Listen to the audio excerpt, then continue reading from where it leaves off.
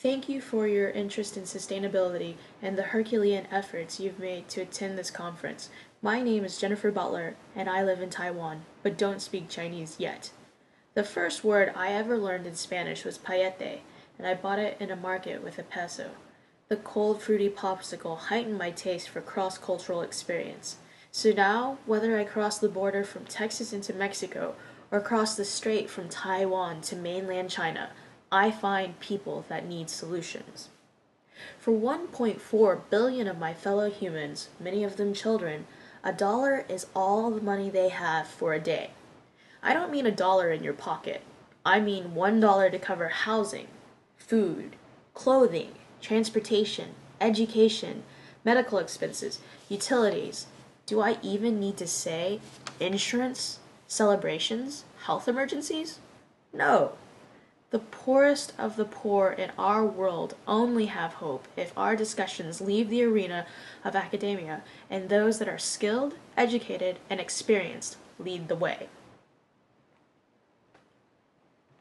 In September 2000, United Nations member states gathered for the United Nations Millennium Summit and agreed upon a set of 8 development targets which became known as the Millennium Development Goals.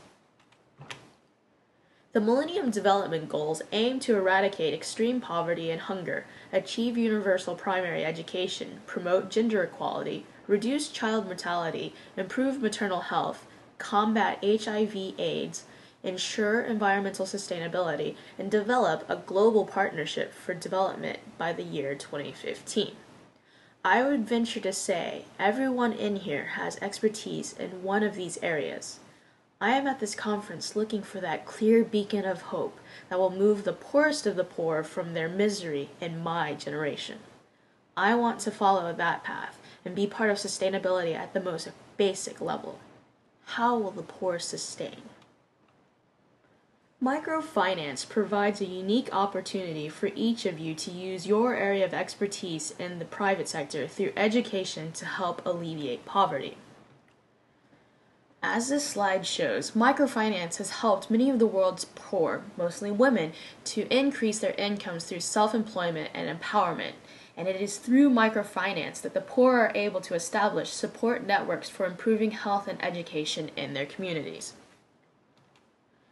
Microfinance is a powerful door through which the poor are able to establish support networks for improving health and education in their communities. People want loans and will complete the education programs required to get these loans, and thus education is what breaks the cycle of poverty. By linking your area of expertise to the unique opportunity of microfinance, the poor receive the education and social support they need to pay back their loans. Let me tell you a story about Flora. Flora is a mother of 3 boys. She lives with her parents and is struggling to make a living and support her sons. Barely able to sustain her family with her earnings, Flora went to Pro Mujer to inquire about a loan. Appreciating Pro Mujer's mandatory savings program and support and educational components, she decided to join and take a loan. Her first loan was used to buy materials for her business, and with her first loan only being $17, she was able to expand her business, explore new enterprises, and now is able to send her sons to school. She says that Pro Mujer is like a school for us. Here we can see each other, have fun, relax, and learn. For us, Pro Mujer is a place we can be together.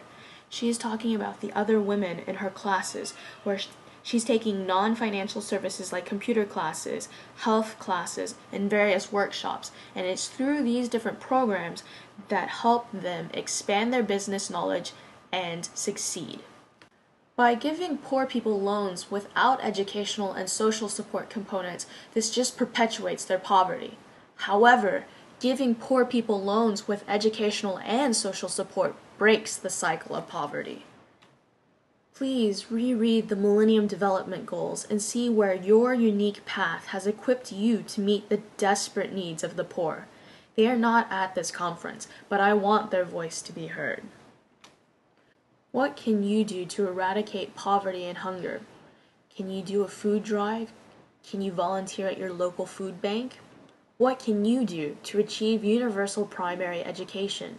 Are you a teacher, a curriculum writer, someone who is willing to invest your knowledge into the next generation?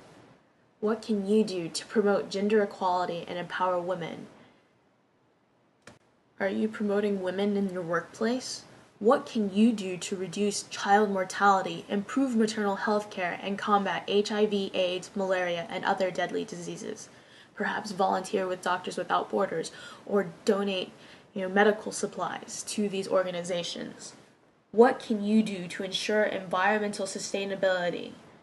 Perhaps by looking and addressing water sanitation, health, hygiene, things that would have an impact on the environment overall. What can you do to develop a global partnership for development? Are you and your colleagues working together to form a partnership to solve and eradicate these issues at hand by the year 2015?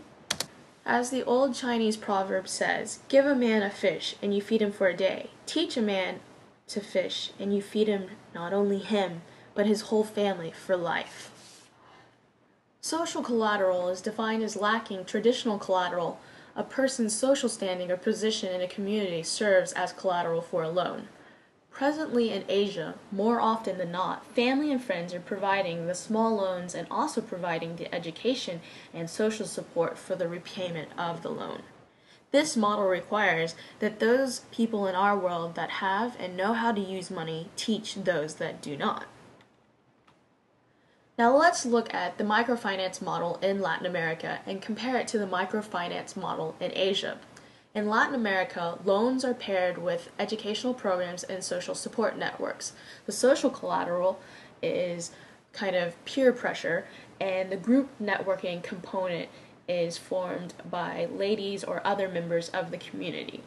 Now let's look at the microfinance model in Asia.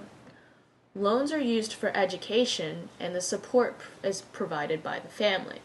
The idea of collectivism versus individualism comes into play here, as collectivism is inherent in the Asian tradition, where you look at it, the relationship between the father and the son, the father and the brothers and the brothers, the teacher and the student, and you see how the individual is supported by the community, or in this case, the family.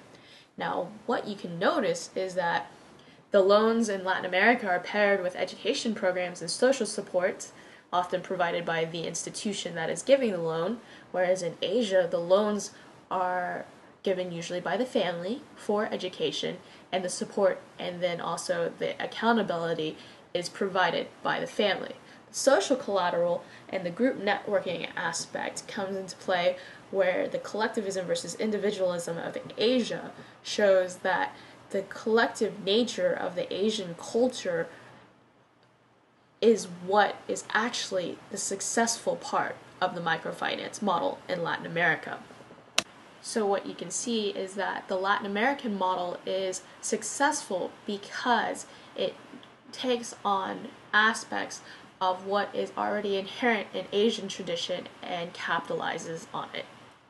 So to reiterate, investments as small as $17 have been shown to break the cycle of poverty for a family in a developing country when partnered with education and social support.